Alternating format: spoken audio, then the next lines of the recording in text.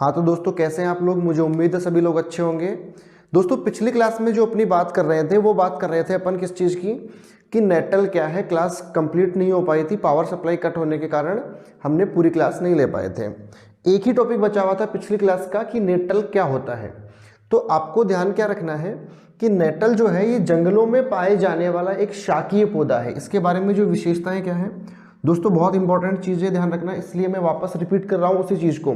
थोड़ा बहुत पढ़ा दिया था लेकिन वापस रिपीट कर रहा हूँ। नेटल जो है वो एक शाकीय पौधा है। एक क्या है दोस्तों, ये शाकीय पौधा। अब ये शाकीय पौधा क्या होता है आपको ये पता होना चाहिए। शाकीय पौधे का मतलब होता है कि झाड़ी नुमा पौधा होता है, मतलब कि बहुत बड़ा नहीं होता है, झाड़ी के जैसा छोटा पौधा होता है। ठीक है, पहली बात। दूसरी बात क्या होती है, इसके पत्तों पर, इसके पत्तों बोल दो या पत्तियों बोल दो, इसकी पत्तियों पर डंकनुमा बाल पाए जाते हैं या बाल जैसी संरचनाएं पाई जाती हैं। बाल जैसी संरचनाएं पाई जाती है।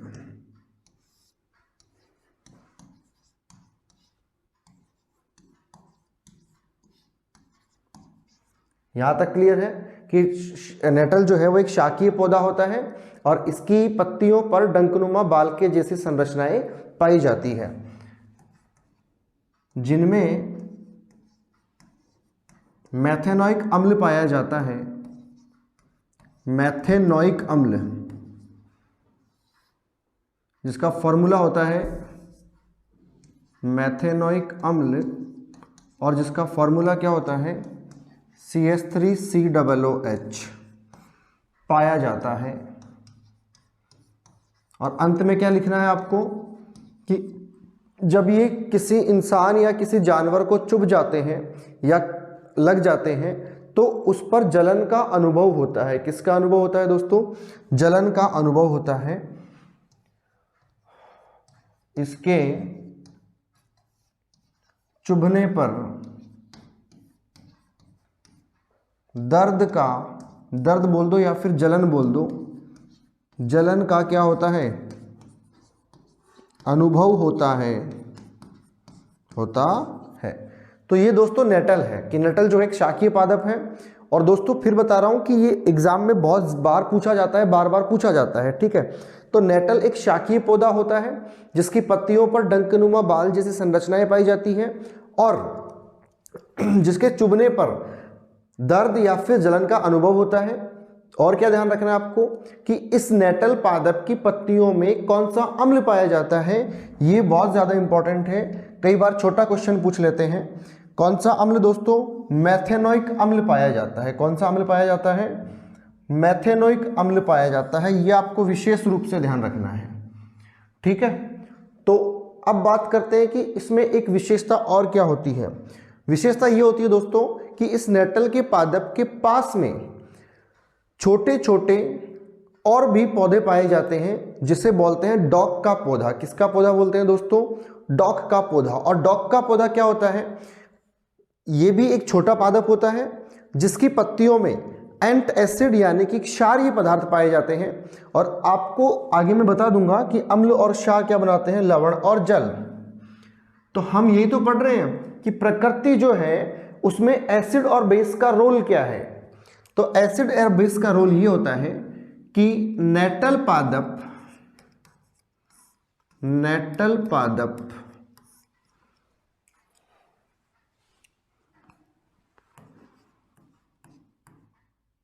ये क्या हो रहा है यार? नेटल पौधे के पास में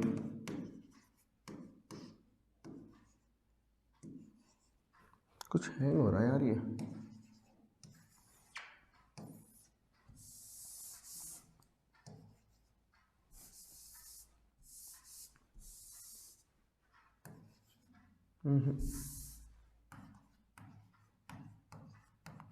नेटल पौधे के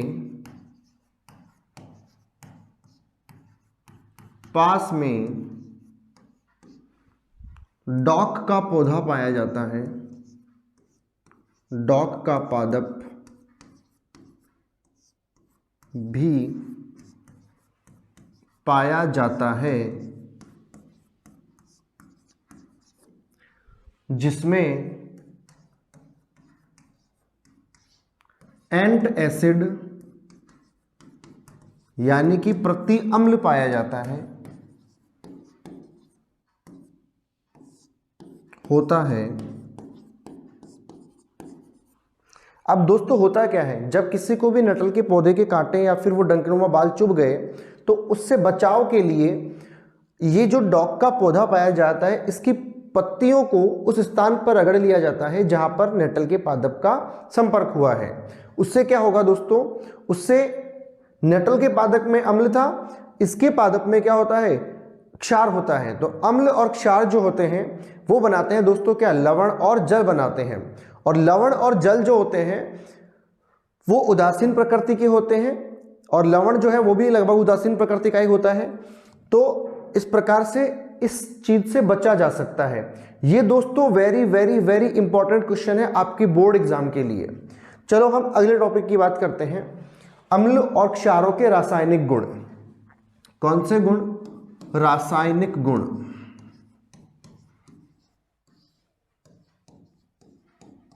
अब रासायनिक गुणों में क्या क्या पढ़ना है आपको दोस्तों, पहले तो मैं आपको बता देता हूं कि अम्ल किन चीजों से क्रिया करता है और क्या बनाता है, क्षार किन चीजों से क्रिया करता है और क्या बनाता है। तो पहली प्रॉपर्टी की बात करें हम, दोनों की मैं लगभग कॉमन प्रॉपर्टीज पढ़ाऊंगा क्योंकि एग्जाम बेस्ड क्लासेस चल रही है, तो वो ज्यादा फोकस करूंगा मैं जो आपके एग्जाम के लिए बहुत ज्यादा इंपॉर्टेंट है।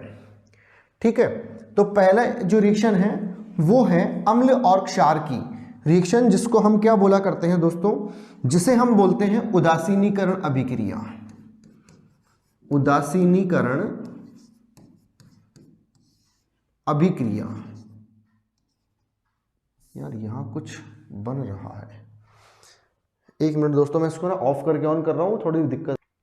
ठीक है, तो पहली अभिक्रिया जो है दोस्तों वो कौन सी है, उदासीनीकरण अभिक्रिया यानी कि न्यूट्रलाइजेशन रिएक्शन। ठीक है, इसको हम क्या बोलते हैं, न्यूट्रलाइजेशन।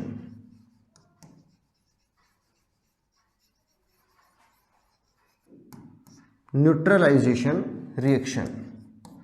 अब ये न्यूट्रलाइजेशन यानी कि उदासीनीकरण अभिक्रिया क्या होती है दोस्तों, उदासीनीकरण अभिक्रिया या फिर न्यूट्रलाइजेशन रिएक्शन का मतलब होता है दोस्तों, इसका मतलब ये होता है कि जब भी कोई अम्ल और क्षार आपस में क्रिया करेंगे तो लवण और जल बनाएंगे, यानी कि अम्ल अपनी अम्लता को खो देगा और क्षार अपनी क्षारकता को खो देगा। कैसे, अभिक्रिया क्या है दोस्तों, अम्ल और क्षार जब आपस में क्रिया करेंगे तो क्या बनाएंगे दोस्तों, लवण और जल बनाएंगे। लवण और क्या बनाएंगे, जल। ठीक है, अब ये लवण और जल जो बनाएंगे ये कौन सी प्रकृति के होंगे, ये होंगे उदासीन प्रकृति के, यानी कि इनमें ना तो अम्लीय गुण होंगे और ना ही कौन से गुण होंगे दोस्तों, क्षारीय गुण होंगे। तो जैसे मान लो मैं किसी एग्जाम्पल का नाम लेता हूं, एग्जाम्पल लेता हूं HCl, जिसको हम हाइड्रोक्लोरिक अम्ल बोलते हैं, ये एक प्रबल अम्ल होता है। और किसी क्षार का एग्जाम्पल लेते हो, मान लो मैंने NaOH ले लिया, जिसे सोडियम हाइड्रोक्साइड बोलते हैं, इसे कास्टिक पोटास भी कहते हैं दोस्तों। आपस में क्रिया करेंगे तो NaCl बनाएगा और जल बनाएगा।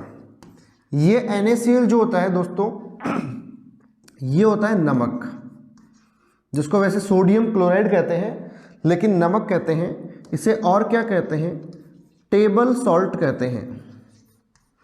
इसी रिएक्शन को दोस्तों हम क्या कहेंगे, उदासीनीकरण यानी कि न्यूट्रलाइजेशन रिएक्शन। NaOH जो है उसको बोलते हैं हम सोडियम हाइड्रोक्साइड,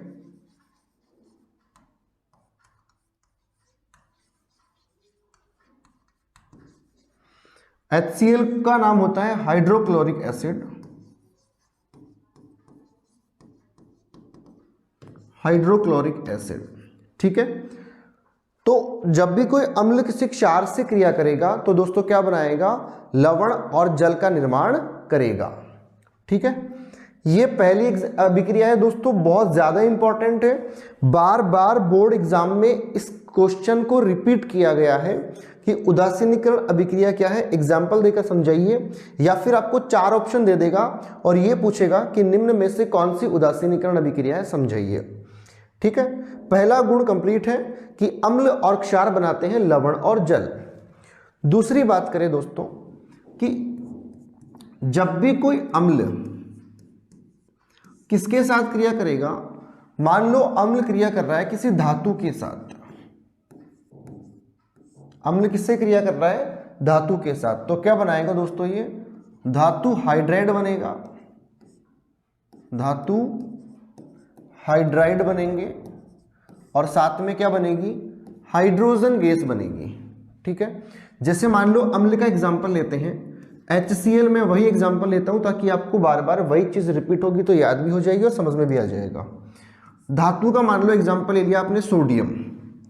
ठीक है, तो लवण बनेगा, तो लवण तो आपको पता है लवण क्या होता है, Na जब भी Cl के साथ अटैच होगा तो क्या बना देगा, NaCl बनाएगा। ठीक है, और एक बन जाएगी यहां से कौन सी गैस, हाइड्रोजन गैस। चूंकि दोस्तों एक बात ये ध्यान रखना आप लोग कि कभी भी उत्पाद के रूप में ये हाइड्रोजन नहीं बनता है, उत्पाद के रूप में हमेशा दोस्तों ये हाइड्रोजन बनता है। इसे क्या कहते हैं ये आपको इतना जरूरी नहीं है, हालांकि ये हाइड्रोजन परमाणु है जिसे हम नवजात हाइड्रोजन भी कह सकते हैं, नवजात हाइड्रोजन। हालांकि ये है ना लंबे समय तक स्थायी नहीं है, ये दूसरे H से क्रिया करके क्या बना देता है, H2 गैस बना देता है। इसको बोलते हैं हम जनरली हाइड्रोजन, जो वातावरण में पाई जाती है, या फिर डाइहाइड्रोजन।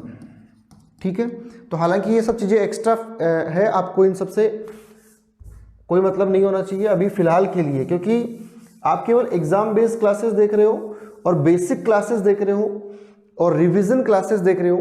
आने वाले टाइम में ऐसी क्लासेस भी आएगी जब आप लोग है ना बिल्कुल एक अच्छे लेवल पर पहुंच जाओगे, टफ क्वेश्चन कैसे होंगे वो भी आप करोगे।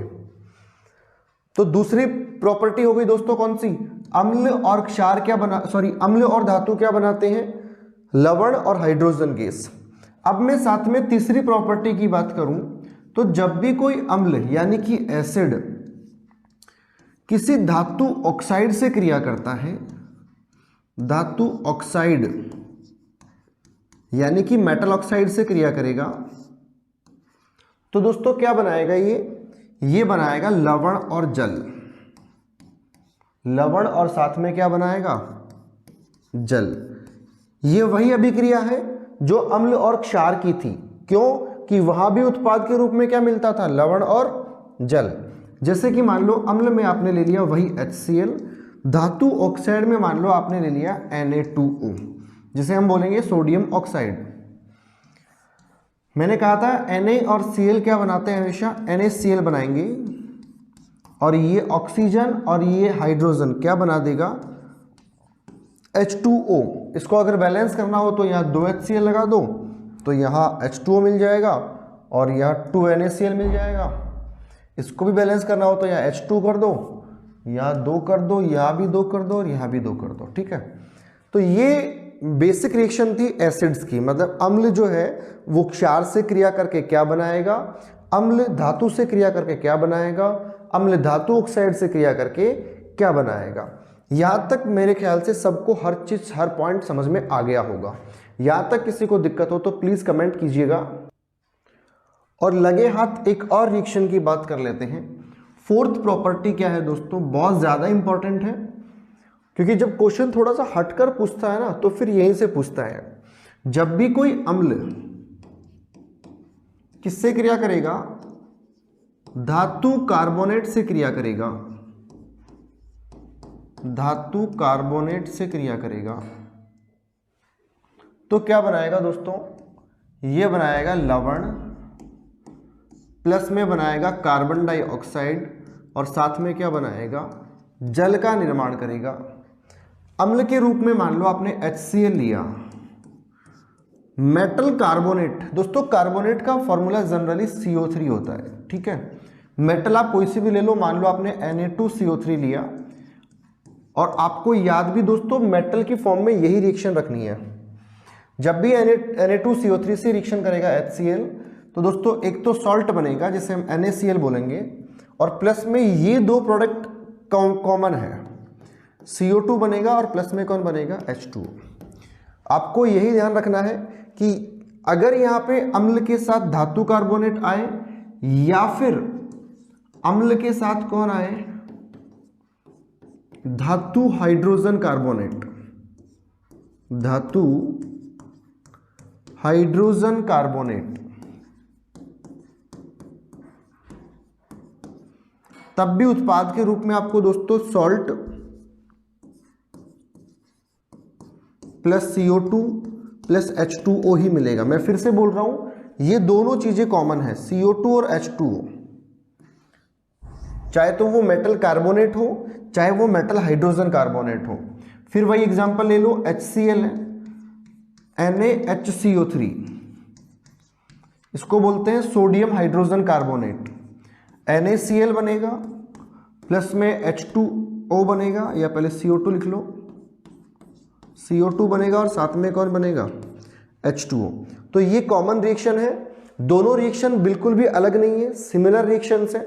आपको बहुत ज़्यादा डीप में नहीं जाना, बहुत ज़्यादा सोचना नहीं है, केवल जो पढ़ा रहा हूँ दोस्तों उसी पर फोकस करो, नैया पार लग जाएगी, ये मेरी गारंटी है। ठीक है, ये कुछ दोस्तों एसिड और बेसिस की केमिकल प्रॉपर्टीज थी।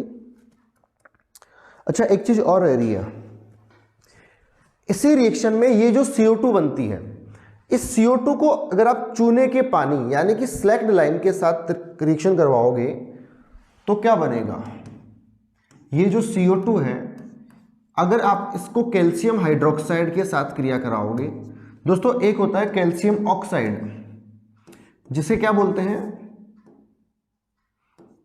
इसे बोलते हैं कैल्शियम ऑक्साइड या फिर स्लैक्ड लाइम, इसको बोलते हैं स्लैक्ड लाइम। हिंदी में क्या बोलते हैं, चूना पत्थर, इसे क्या बोलते हैं हिंदी में दोस्तों, चूना पत्थर।